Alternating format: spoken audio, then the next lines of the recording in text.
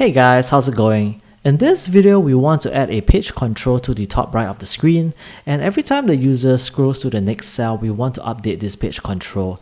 At the same time, if the user clicks on the next button and we programmatically move this cell, we also want to update this page control. Alright, so let's get started. So let's come to the main.storyboard and let's add a new component. So let's click on this plus button over here, and we want to filter this by page control. So I'm going to drag the page control somewhere at the top over here. So notice that this page control is now sitting on top of the collection view cell, which is not what we want. We want to bring this to the back of the view controller. So let's select the page control over here and let's just shift it to the back, or rather to the top of this collection view over here. All right, so now that I've done that, this page control is being reset, so it's sitting in the middle right now, but not to worry, we can always set the auto layout constraints over here. So let's select the top and the trailing angle, and let's do 16 on each sides. All right, so let's hit the add two constraints button. So now you see that the page control is on the top right now. Okay, so we want to also change the tint color. So for the tint color, let's go with maybe the light gray color. And for the current page, let's set the dark gray color.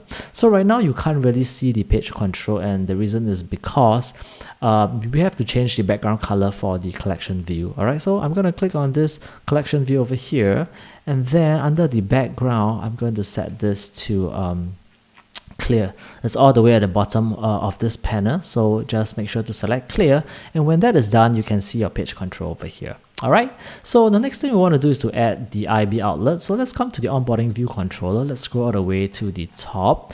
Under this collection view IB outlet, let's create another one. IB outlet with var page control. This will be of type UI page control. Okay, so let's come back to the main.storyboard to just add this IB outlet. Okay, so right click on this. This opens up the panel. We have the page control over here. So let's just connect this. Okay, so this is good now. So let's come back to the onboarding view controller, and we want to maybe set up the page control. Okay, so let's call this function and let's create this at the bottom over here. Okay, so what are the things that we need to specify? Okay, we need to specify the number of pages. Okay, so page control dot number of pages will be the slides.count.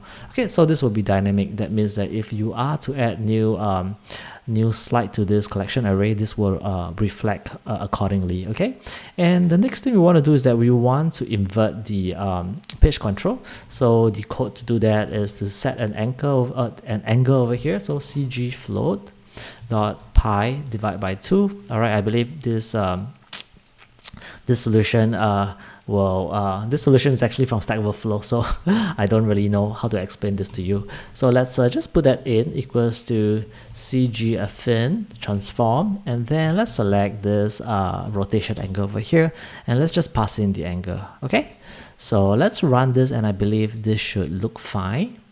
Okay, we should see two slides now, and it's inverted. Okay, so this is good. So we want to make sure that this is working. So let's also maybe just add two more to the array, and let's run this. So I should see 4 dots right now.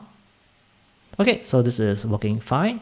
Okay, so guys, again, if you want to move this a bit to the right, feel free to do that. I think we can do that. Why not? All right, so let's come over to the main.storyboard, and then let's select this page control over here, and let's come to the size inspector. So over here it says trailing to the save area. So maybe I don't really want to pin it to the save area. Okay, so I can do it this way instead. Okay, just double click on this, and then over here first item, instead of save area, I think we can just do super view. Okay, so I think this should be fine. So let me just rerun this one more time.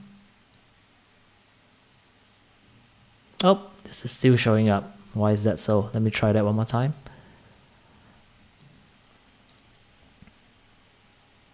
Blah blah blah blah blah.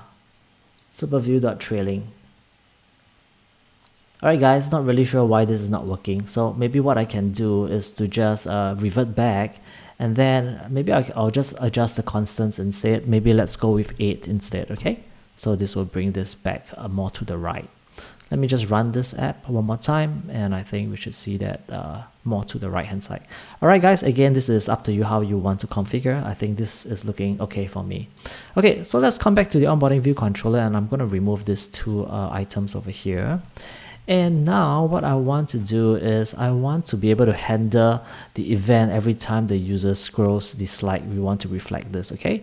So the way we can do that is to just listen to that event via this function called scroll view and decelerating, okay? So what we can do is that we can just get the index. So let's do it this way. Let index equals to collection view dot collect content offset dot y divide by scroll view dot frame dot size dot height. Okay, so we need to make this an integer. So let's cast this as an integer over here.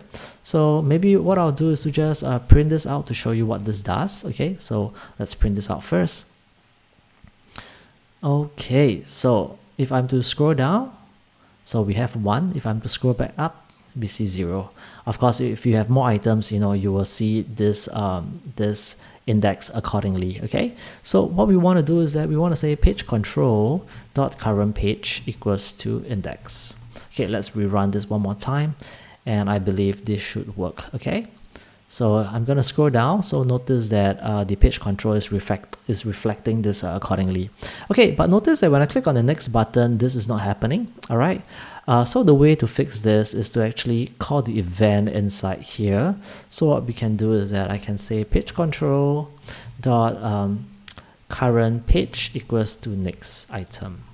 Okay, so let's run this. I believe this should be fine. Okay, let's bring this to the middle. If I'm to click on the next button, yes, the page control is also reflected as well. If I have to bring this up manually, this is showing. Again, hit the next button, this is also being reflected correctly. Alright guys, this is all I have for you in this video. I'll see you in the next one.